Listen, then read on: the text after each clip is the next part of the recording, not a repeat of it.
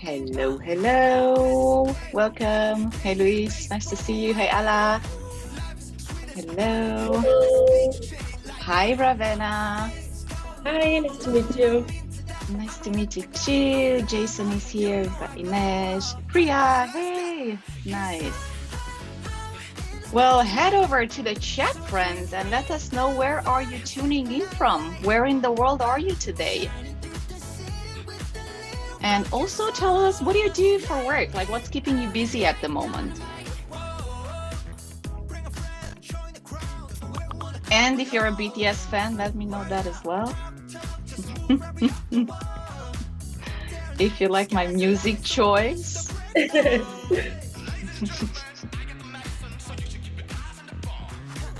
All right, Maria's tuning in from Barcelona. She's working. All right. Yes. All right, Australia, gosh. What time do you have, Jamie, by the way? Why is it still light out? Yeah, no, it's 10 o'clock at night here. Okay. Oh, that's fun. So that's like your lighting. It looks like natural light outside. Yeah, Good evening. Just lights. Perfect. Lisbon, Dublin, we have Belgrade, Berlin, Brazil, Ravenna, Paris, busy playing with ChatGPT. I hear you. I also had a session this morning.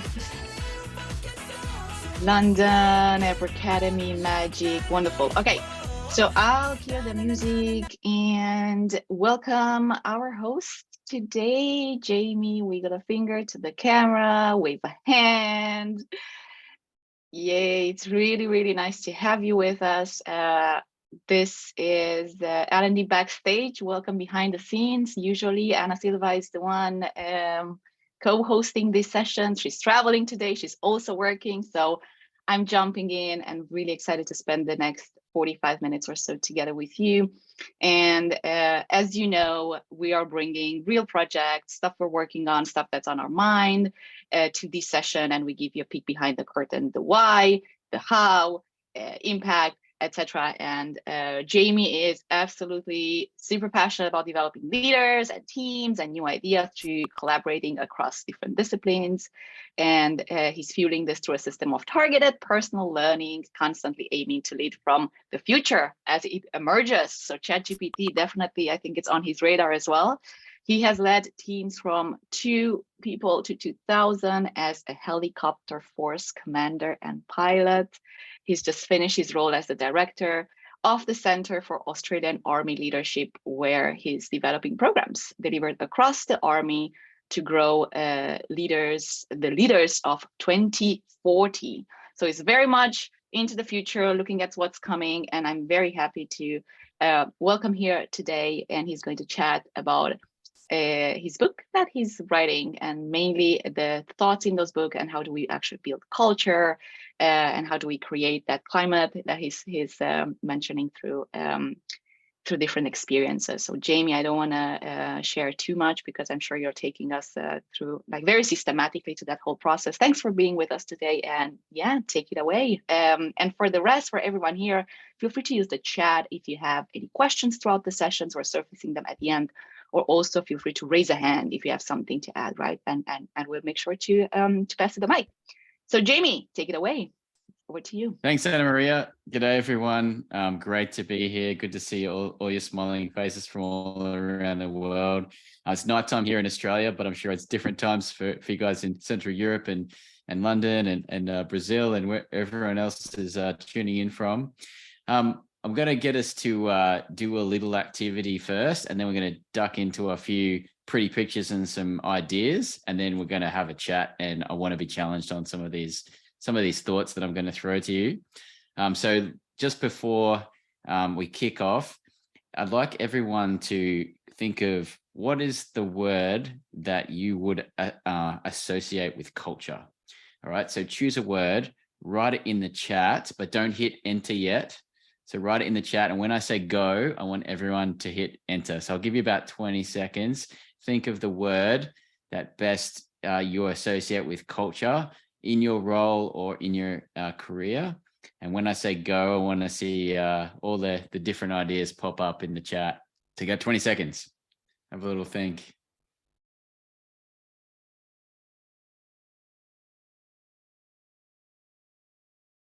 All right, 5 more seconds. And hit enter when you're ready. Let's have a look. All right, awesome. Behaviors, values, mindsets, team, authenticity, identity, team building, knowledge, cooperative, values, diverse, honesty, courage, norms, alignment, all really great ideas, all really great. And I think we've obviously all thought about this before. And, everyone here on the call will have seen or been part of good culture or poor culture, potentially. And the leader is critical to that, right? But in my experience, it's really challenging to understand how do you as a leader shape culture. And so I'm going to present a few ideas on some of the challenges that I encountered in the military, and in particular the Australian Army over the last.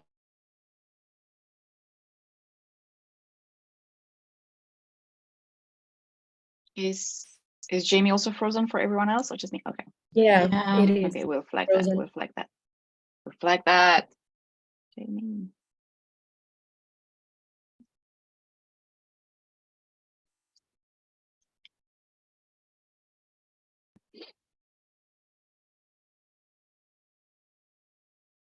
Hopefully you can spot the chat.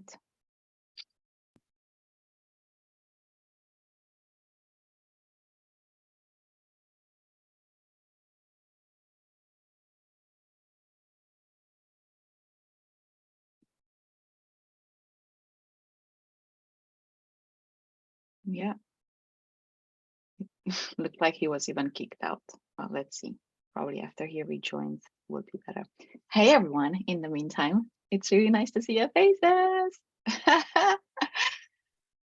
It's really nice to see you again, Anna Maria. Yay! I know, Peggy. Nice.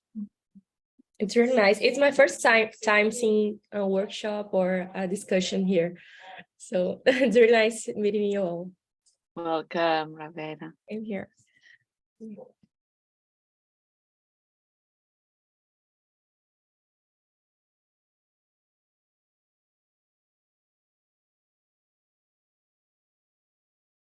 Okay, while we wait for Jamie, maybe Kyria, free flow, feel free to unmute. Are you working on culture projects already as part of, I know some of your L&D, some of you are working in HR business partnering.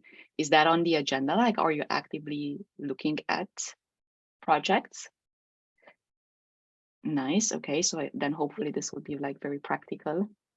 Oh, Jamie, you're back. Hey, I'm back. we lost you. Sorry about that. So, I don't know no what worries. happened there. Glitch in the net. Yeah. So maybe you want to check and make sure that you're on the right Wi-Fi and all that. Sometimes I know that my Wi-Fi just kind of like places me somewhere else, like my neighbor's Wi-Fi. Like, why am I on my neighbor's Wi-Fi? Yeah. It just tried to connect to something else and dropped me. So there we go. I know. I mean, it happens. Yep. But All now right, you're back. good. We see you, hear you. All right, excellent. So I'll just share screen and I'll kick off where we're about to. So if you can see the screen there. All right, everyone's got the picture up there. All right. So all good. The idea I'm talking about today is about creating a magnetic climate, and us as leaders and also L&D professionals working with leaders, we're critical to how culture is shaped. And I'd like to flip that on its head somewhat and talk about the climate that you create as a leader. And what I mean by this is I'm going to argue that a leader shapes the climate by how they manage the experience of their people, but their people own the culture and create the culture within that climate. So it's a different way of thinking about culture. Some people say a leader owns the culture. I'd say no. The people, the team owns the culture. The leader can influence the climate. And so this is the approach I'm taking in this way of teaching and thinking about leadership. And I'll show you why I've got to this point and what it means and my framework that I'm presenting on this. So in the military, in particular, in helicopter operations, we operate in a lot of complexity. And you can see in the center of the screen, that was us operating in the bushfires in 2020, flying across fire fronts, rescuing people from cut off towns. The other pictures are operating off ships, large forces, complex operations out at sea. And you have to, as the leader, you can't own or control everything. You have to rely on everyone to be aligned to the outcome and to be on the same page, on the same mindset when they're making quick decisions in difficult situations under pressure and with risk. And so as the leader, it's your job to shape their thinking so that when they can do that, it's instinctive and they're aligned to what you need and the risk level that you're able to accept. But this doesn't come by you holding all the strings. This comes by you shaping the environment in which your people operate. And so then from the lessons that I learned out of my career, I then had the opportunity to build a team that developed leadership programs across the Army over the last few years. And I pitched to a bunch of senior leaders the learning that we did as we rolled out these leadership programs across, 30,000 people, what we needed to shift in the organization. And so some of you might have read the book Humanocracy by Gary Hamel, really good book. And it talks about how do you make an organization as good as the people within it, right? And I'd argue that creating the right climate is fundamental to this. So it's where people have the power to own their change and own parts of where the organization is going, and you co-design a lot of the solutions with your people. And it's not about bureaucracy. It's not about single loop learning. It's about everyone being involved in the future. So that's what I've been working towards when I was in the Army, and I finished up last year. And so what I argued was that we needed to take a startup mentality to the way we change the people system in the Army and in the other parts of defense, because we're operating on, 20-year-old HR practices in the Australian military. I'm sure some of the other militaries are similar. And we need to iterate and test different ways of doing business, right? Because we're not valuing our people how we should. People don't have agency in the way they develop. It's very rigid, it's very structured. And we're losing people at a greater rate than we can recruit people. So this is also, these challenges are also mirrored in a lot of large corporations in Australia in particular. So big corporations, 50,000 employees, 40,000 employees, they're having the same challenges that the military is having right now. And the current generations of young workers, they don't want to sign up for 25 years to a company, right? You want, if you're in the tech industry, it might be 18 months at a job. If you're in other organizations, it might be 5 years if you're lucky, right? 5 to 7 years if you're lucky in a particular role in a particular company. So we need to take a startup approach to our people system and to how we think about learning to lead as well.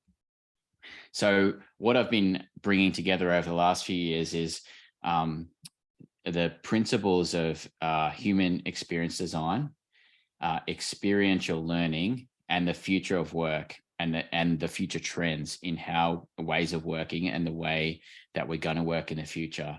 And I brought this into this concept of climate curation.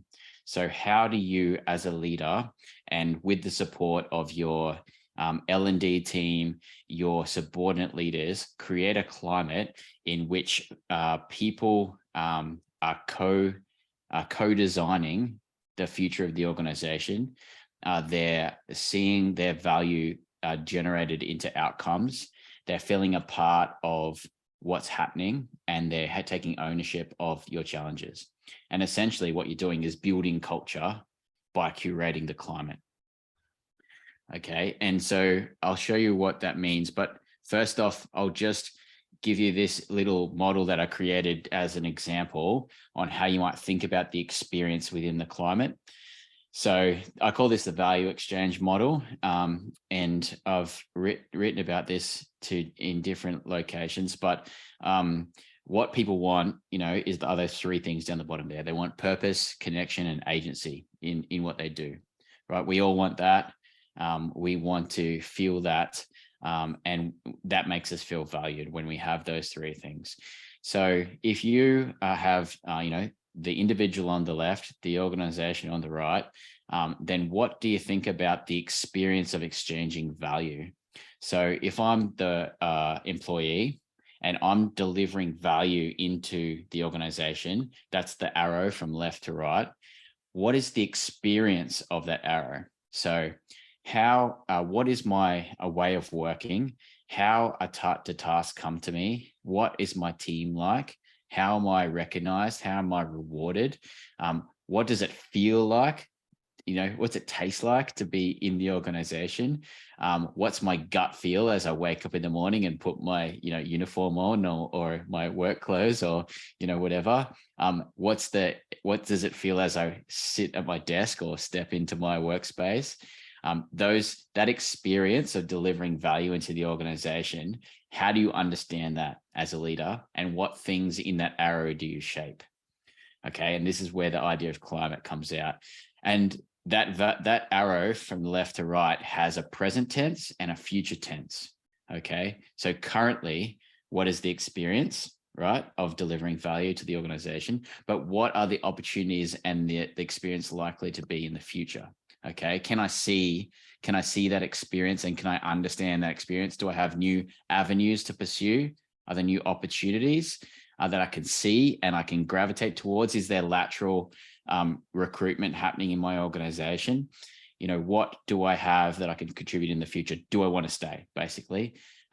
Or do I want to do my part and then move somewhere else because I want that new experience? So that's the future tense of that arrow. Then there's the other arrow at the bottom, and that's from the organization back to the individual. So from the organization, how does the organization value what's the experience of the organization valuing the input of the employee?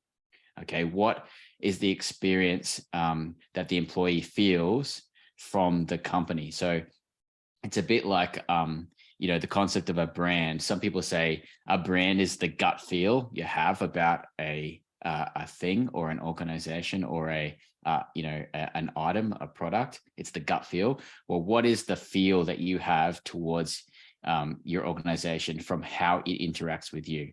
So are all the policies really frustrating? Do your leaders reflect your work back to you? Are you rewarded in a certain way? What is your performance management system like? What is your remuneration like? How is that accessed? What is the experience of all those things where the organization is doing something back to you that shows the value that they're delivering back to you? Is there really good developmental opportunities? Is there really good, employee perks or, things like that? So that experience of the organization back to the individual is really, really important, as well as the first arrow. And as a leader, particularly if you're a C-suite executive or a senior leader, you can shape those arrows, right? You have all the levers to change that experience, but you need to understand that it's a valuable thing to get after and to unpack. Most of us, or most leaders, don't think like that. They think about just tasks and KPIs and projects and priorities. They don't think about the experience of the person. So that's where this model and explaining it to senior leaders is really useful. And then that leads me into what it means to think about climate. And I've created this concept of a magnetic climate, and I'm writing about this in my book. And the idea being that, a magnet is something that, ferrous metals, gravitate towards. If you connect a magnet up to a piece of iron, that iron is then magnetized and another piece of iron can attach to it, right? So you create a chain of linkages, a chain of attraction and a chain of ionization of the magnetic fields. And also a magnet has poles. So a magnet will repel the same pole. Okay, so you may create a climate where the people you don't want are repelled by your climate and they don't join you. And that's fine because they're not fit for your climate. All right, so there's a few different metaphors where the magnetic concept can come in, and then I've created a little framework about what it means to have a magnetic climate. I'll go through this briefly, and then let's get into some questions and some discussion. And you tell me if this doesn't make sense or if it's silly, and I want to hear your thoughts. This framework is about making moments that matter. That's the M. There's a really great book that some of you may have read called Power of Moments by Chip and Dan Heath. And because you can create, as a leader, you create impactful moments, right? Whether it's a speech, it's a connection to an event, it's a really meaningful reward or a recognition of some big achievement, you can create a moment that people will never forget, right? And if you do that, that shapes your climate. And then it also, people then see what things are valued and what things are rewarded inside your organization through those moments. So that's the M. The A is action over acclimatization. So there's a whole school of thought that says, we like to do 100-day reviews when you come into command or lead a team, and we're going to just sit there and we'll look at everything, right? And then we also like to do single loop learning. So where we'll do a review, we'll get the findings, we'll develop all these options at the senior executive level, then we'll create a change management program, we'll roll this out. It'll be 2 years. In 2 years' time, we'll find out that it didn't work and no one cared, and we go back to the status quo. But if you start acting and iterating and testing and getting out with your team, with your people, and then you've got really good feedback, and you show people that it's okay for things to fail, that you're then going to pivot and do something else, act, learn, adapt, and then keep learning. That's much better than this big single loop multi-year change management approach that we love at senior levels and in big organizations. The G is generate speed of ideas. We do this really poorly, even in small organizations sometimes, where the best people to solve problems are closest to the problem.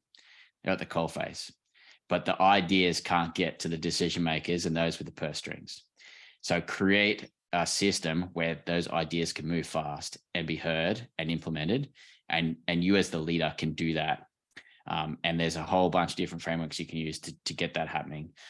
The N is next challenge orientation. And in flying, we use this thing called next event planning. So you push your thinking out as far as you can on a mission. So it might be all the way to the target, and that might be 3 hours before you're going to hit the target and you're going to insert forces for a combat mission. But then you map out, all right, what are the things we need to do? When you're in the cockpit, you go, all right, next event. What's the next thing we need to do? And we really focus everything on that so we don't make mistakes. And we look at how we solve the next problem. We always going, brief the crew, brief the formation. How are we going to solve the next problem? All right. Any mistakes, any ideas, let's sort it out. All right, and then next event. So always focus on solving, always focusing on the next thing, and relishing the challenge of solving the next problem.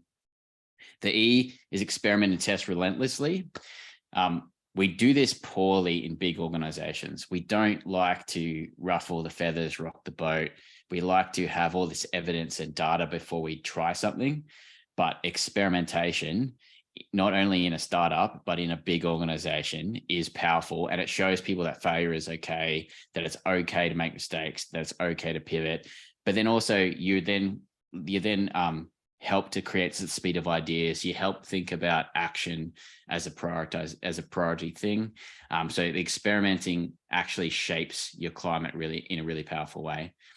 T, translate value into outcomes. So as a leader, you're a translator.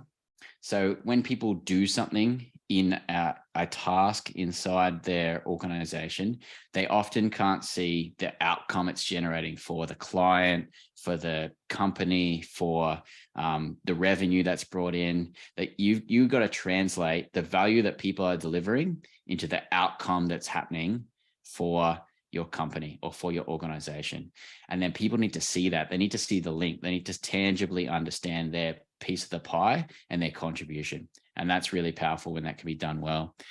And then the other one is ignite possibility. So as a leader, you are a storyteller, right? You create alternate futures for people.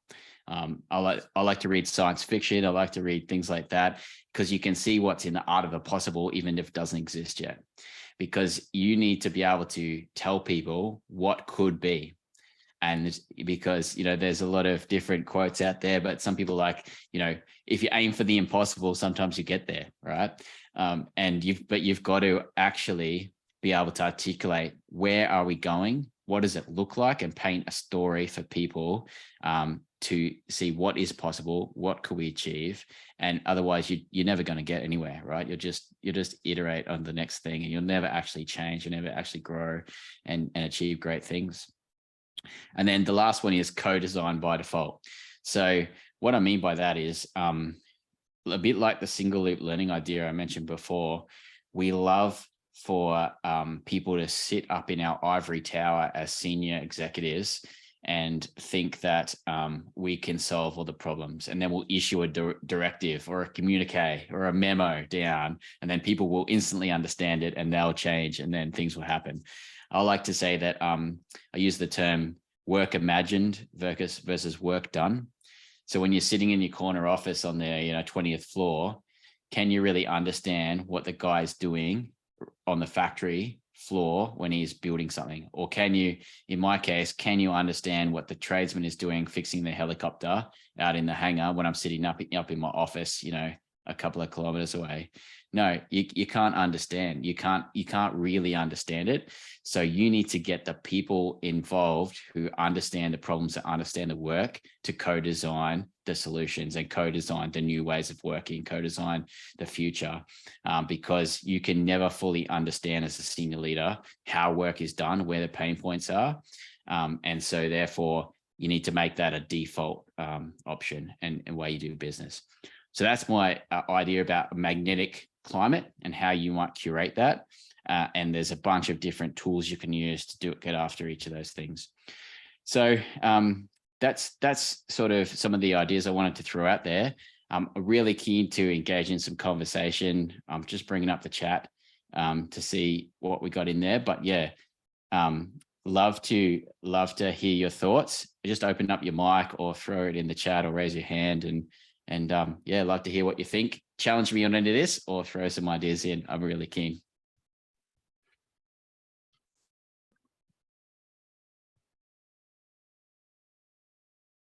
Hi, Jamie. Go for it.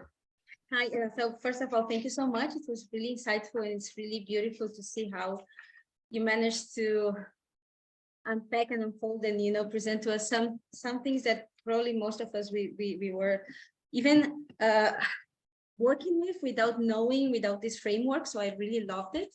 I will definitely talk to you and using some projects. But I was thinking, I have been seeing many leaders right now trying to implement employee experience design and design in many ways in the organizations.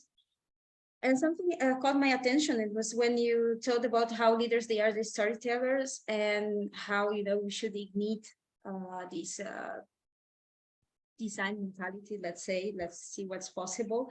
And I have been seeing many leaders that sometimes they want so much to create this amazing story that they end up creating a very unrealistic story for the company and trying to influence the employees, the team. And at the end, the result of the experience is a lot of frustration from both sides. How do you manage this or deal with this?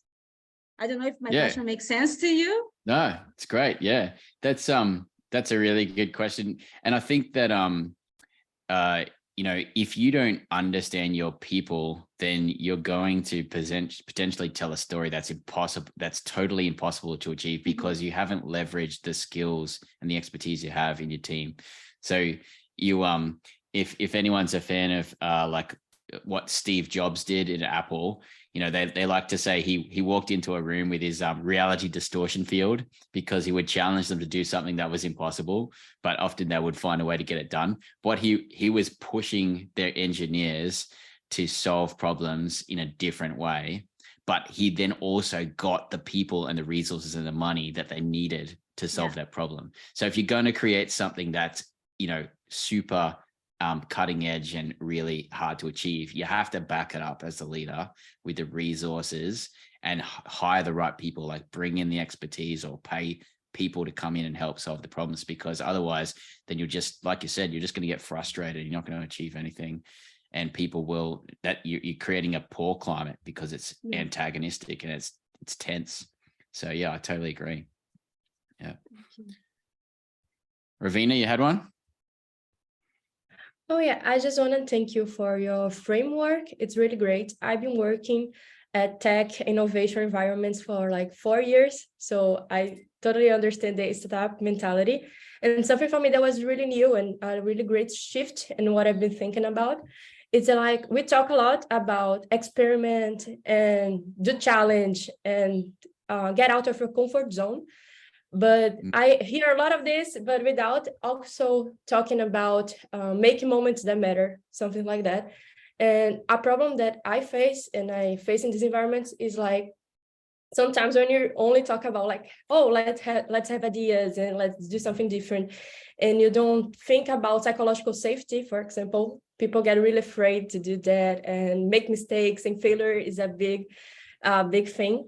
So for me, it makes really a lot of sense when you put all of these things together and you can have a conversation like looking for the whole scenario. And I just wanted to ask also, thinking about these things and like how I can inspire people and be a storyteller that make people feel comfortable to be themselves, because I believe the best ideas come when you can connect with yourself and what you if with your environment too. So how we can make people feel safe? I don't know if you thought about it, have like practical actions that can help in this sense. Yeah, definitely. That's a great question. So I like, you've probably read the book Fearless Organizations by Amy Edmondson. It's a great book. And the idea of psychological safety is a really good one, because I think when you, as a leader or someone who's leading L&D, what I found was that I needed to show I was vulnerable and I could make mistakes, or that I didn't have the answers. So then you're instantly breaking that barrier of, you know, it's not psychological safe. Like I can't present my ideas. So like an example, and I tell this story, I'm telling this story in my book, if it doesn't get cut in the editing process, but when I first took command of my helicopter regiment, I stood up in front of 600 people and I said, hey, I'm brand new as your commander. I don't have all the answers, but you guys do. So you need to help me make the right decisions for you. And this isn't something that an army officer does, right? But I was instantly trying to create a new environment and a new climate in the unit, because we had some significant things we needed to solve. And so by being vulnerable and showing that you don't have all the answers, that's a really powerful thing. But also you can make mistakes. Or what I used to do is I'd create straw man concepts as the leader and then put them out there to be shot down. So I'm actually demonstrating failure. So I would go, hey, we need to solve this problem for this activity coming up in 2 months. It's going to be really difficult. We haven't done this thing before. Here's an idea. I would sketch it on a whiteboard, or I'd sketch it on a piece of paper, and then I would send it out to each of the squadrons. I had 5 squadrons, and I'd challenge them, like, come back with a better idea. Tell me what's wrong with this, because I know you can do better. So I would put out something that was going to fail, and I would show that it's okay to put stuff out there that was incomplete, rushed, and then iterate and experiment on that. And then we would get ideas from the most junior soldiers coming back to the lieutenant colonel, who's the most senior person, right?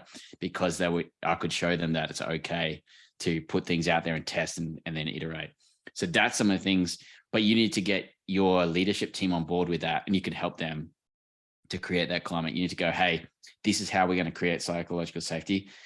I worked with a software engineer company, a software startup last year, and they had some really good leaders who created that climate, because they would show that they didn't have all the answers and their team got behind them and they solved some awesome problems and created really good products. But that is unusual for software engineers because they like perfection. They like to get it right. They don't like failing. So yeah, I know, I feel your pain. Hopefully that answered the question. Yeah, you did. Thank you a lot. No worries. I think Hanny, you were next. Can we go to Hanny, and then we've got Rohit in the chat, and then we'll move to Maria, if that's okay? Sweet. Yeah. Thank you so much. This has been amazing to see also applied at that scale, because it's easier to do it at a smaller scale, but it's brilliant to see that like larger organizations are adopting those kind of frameworks. So thank you so much. I had a question regarding like the first part where you were saying like that the leader is managing the experience, but the culture is shaped by the people. And from my perspective is like, for people to take action, they need to understand that their action creates value or changes the outcome. And how in already established organizations to change that belief that my action shapes the culture, which at the end is gonna direct the whole organization into another way. Because people, from my own experience, have this very passive interaction with the way they shape culture. It's just like, it is the way it is, and we just accept it, and that's it.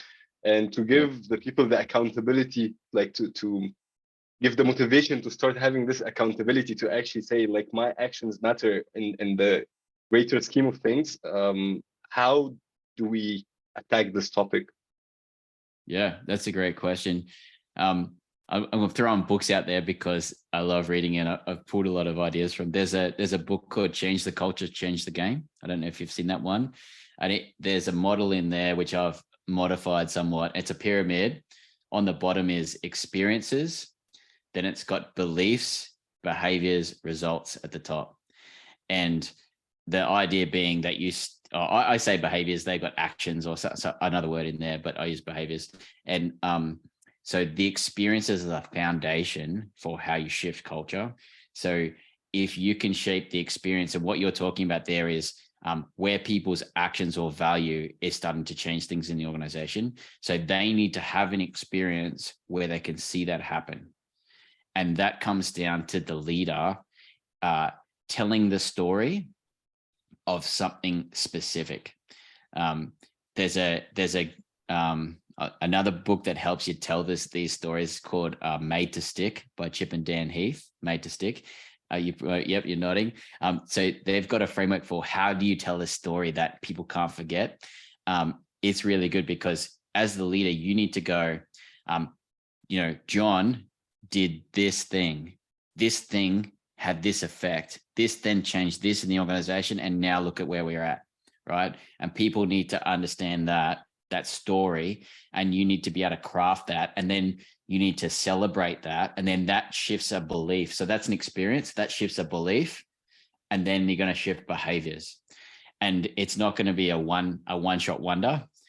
You're going to need to create a measured set of experiences that show people that change is possible, and you're going to need sets of stories. And so one of the things I like to do with teams is journey map the organization, right? If we want to journey map the culture of the organization, right? If you like design ideas, and you can go, what are the things that are going to shift us from this point to this point on the journey?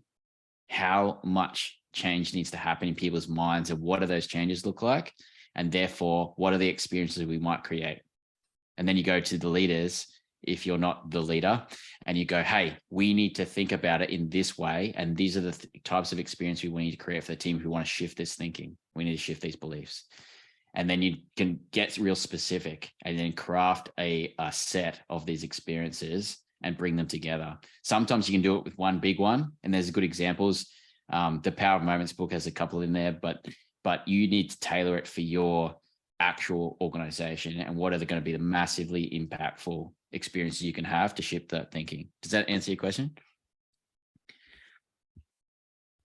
Yeah, that answers the question. It's all about like giving proof that you can actually get into that mindset. Yeah, and they have to feel it too, don't they? Which was I going to next, Anna Maria? Yes, we'll go to the chat. And Rohit, I don't know if you want to unmute or I can just also surface the question if you like. I can see it on the chat. Yeah. Does Rohit want to talk or just want to answer the? Yeah. Let's go ahead. Yeah. Okay. Yeah, cool. I could Go talk for it. about it. Yeah. Hi, Anna Maria. Hi, Jimmy. Hey. So Yeah. the question I have is, this is a great framework, and I can see the utility of it. But we, from the learning team, how do we get leaders to buy into this? They need to understand the model and also understand that the concept of climate and how people create it and what's the role. I mean, the leader creates the climate, the people create the culture, and how do we get them to buy onto this idea? And what could be a good starting point? It's a large project. You can't do that in a large organization all at once. So what would you say are implementation interim steps in between? Yeah, great question. Great question, Rohit.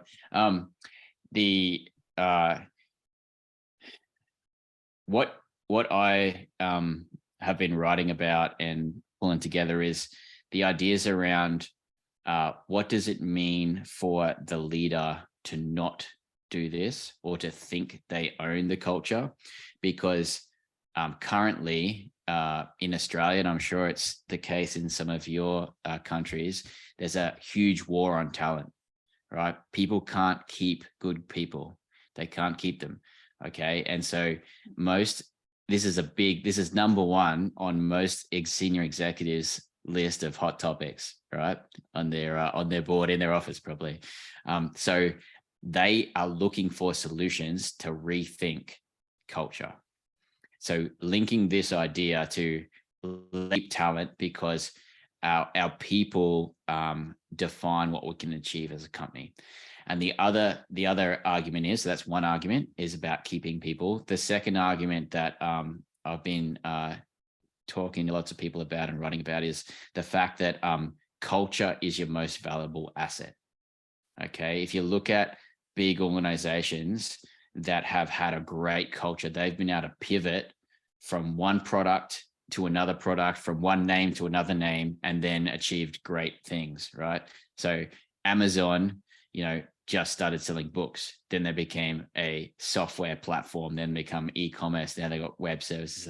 That was because that they were able to build a culture of experimenting and understanding the market and shifting where the needs had to be.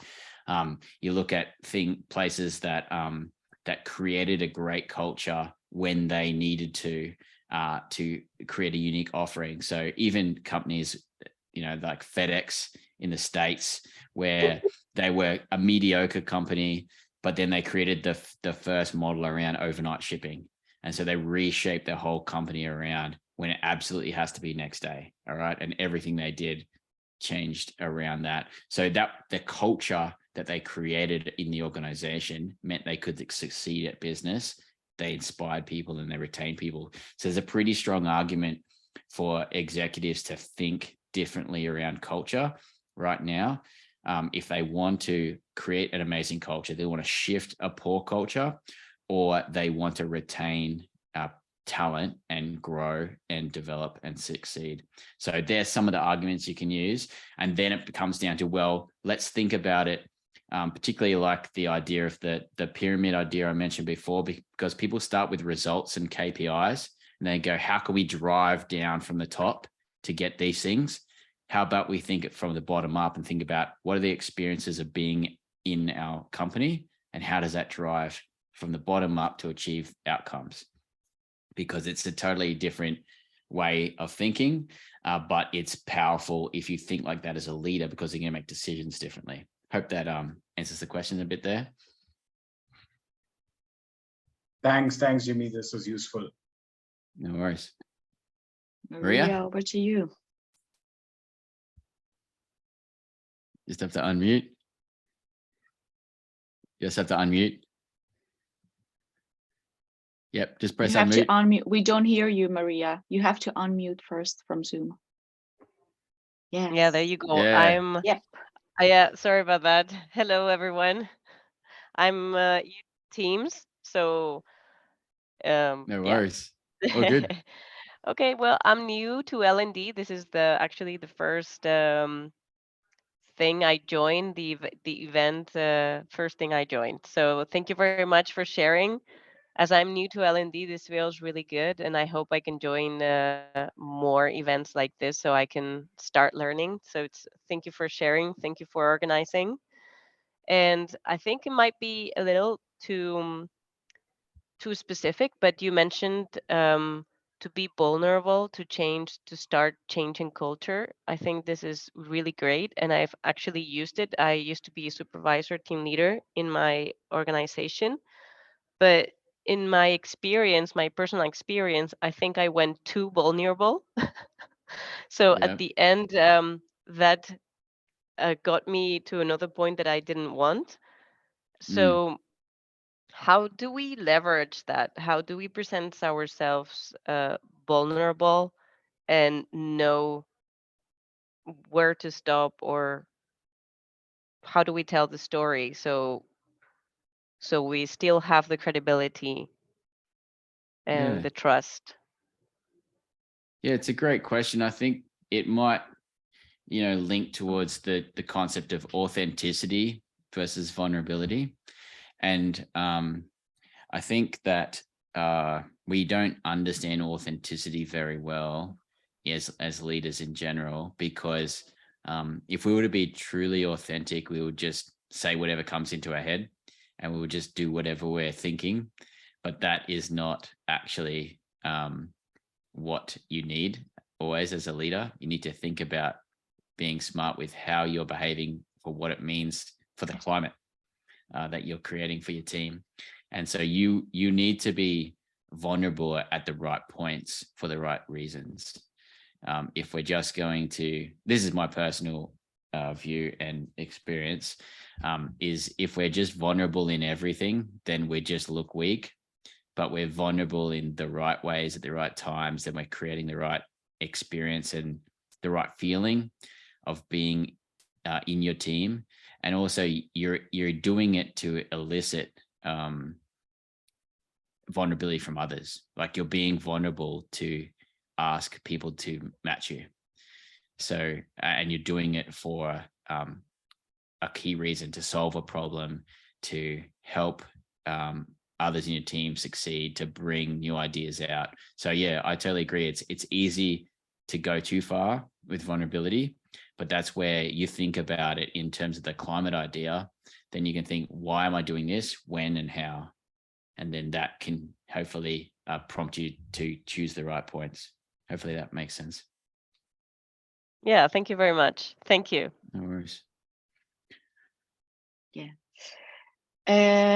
So we have a couple, well, actually the session is closed, but I'd like to use the opportunity to launch a question to Jamie, for those of you that still have the time to hang out with us some more. And I think that from where I'm standing, a lot of organizations and also leaders are very much aware of the fact that we have an issue retaining people. Like, that's real. We know that, it's acknowledged, and culture is our secret sauce. We've been talking about it. I don't think that we need to make people aware of those things, luckily. However, there's very little change that happens at the leadership levels, starting from top to bottom. So on a very practical level, since you've been sitting with this model and you've applied it to the army, how was that process? How did that process look like for you? Like, where did you start it? Did you need the buy-in from the upper level? Did you had to kind of like, how do you revamp the way then like, I don't know, probably sometimes hundreds of leaders are working around the globe, different teams, different goals, etc. I'm pretty sure that just explaining the model and telling them like, oh, it's a new dawn, you need to change the way you think. And I'm pretty sure that doesn't work. Like people will nod and be like, the model is awesome, I think it's great. They will go back to their work and continue in their old ways. So what are some tools? Is it coaches? Is it mentors? Like how did you brought in, even if it's like a slight bit of change, right? Into the context of the army, which I assume it's double the challenge that we face sometimes in our companies, right? Yeah, that's right. No, great question. So, every model's wrong. Some of them are useful, I like to say. With this one, and I've only created this in the last couple of months as I brought all my ideas from the last few years together. But the change, in the army that we brought in over the last few years before I finished up last year, was about showing people a different mindset. So I built a whole series of different programs. So I built programs on ethics. I built programs on military design thinking. I built programs on learning design. And I built a whole different leadership continuum for the Army, which was all about owning your own learning journey, which was totally opposite to the way we've been teaching leadership for the last 50 years in a brick and mortar institution. Because the previous mindset was learning was somewhere you went, somewhere you go, right? You go to a course, you actually travel to another state and you go to an institution and you learn something. Okay. But so my mantra was learning's not somewhere you go, it's something you do. Right. And so we flipped the idea of what is learning, and we brought in a whole bunch of asynchronous, choose your own adventure type of learning that you could accelerate and you could access really quickly, and then tools that people could grab and then teach their team. So they were learning leadership skills by teaching their team skills. So it was you're creating mentors, you're creating coaches, and we brought in coaching as a skill set. So not a coaching program to coach leaders, which was already in existence for senior people. It was about coaching skills for junior leaders. So teaching them how to ask questions, how to bring people along, set goals. So these are some of the changes that we brought into the Army.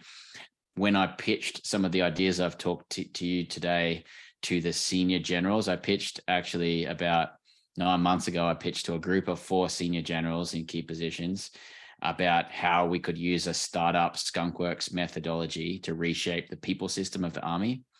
They all loved it, but they weren't prepared to put their money where their mouth is. We only needed a small team to kick it off and trial it. We needed about 4 or 5 people and a small budget, but they weren't prepared because the organization wasn't ready to shift.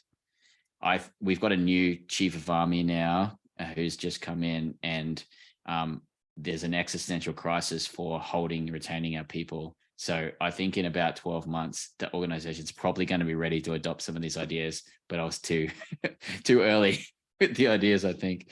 But we did it. So essentially, to answer your question, we did it from the ground up. So we introduced all these things. So the leaders coming through are going to have a different mindset than the senior leaders that are there now. And I think there's nothing like a good crisis to bring about change, right? So yeah, let's wait for the crisis and then plug in our solutions. Yeah. The other idea you can do is what I like to call the ink spot method, where you just you get cohorts and you grab them from across different areas of expertise and you bring them to a learning experience, and then they go back to their teams and spread the ideas. And so you get these ink spots and you create a community of practice around this new thinking. And that even inside a large organization, that community of practice, that network, and then start using that network to build, that's another way to get that change happening. All right. Thank you so much, Jamie. Any last questions, or even if it's just thoughts, feel free to unmute and ask away.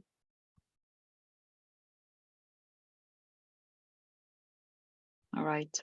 Well, Jamie, thank you so much for sharing your thoughts. I can tell there's a lot of reading, a lot of thought, a lot of intention that went into this model. Thank you for your time today. Thanks everyone for joining, for the awesome, great questions, and we'll reach out with the recap and the recording, and hopefully see you on one of our future events. Enjoy the rest of your day, and Jamie, for you, good night. Yeah, no worries. And the link to my email list for my books on the chat there, if people want to jump on and they can get engage with the ideas and get some updates and get early access and stuff like that. Perfect. We'll share that with the community as well. Thank you so much. Great. We're looking forward to Thanks, it. We're cheering everyone. for you. Cheers. Thank you. Thanks, Bye everyone. Really bye. enjoyed it. Amazing. Bye bye. Good Thank day. you. Thank Bye. you. Bye, Bye. everyone. Thank you.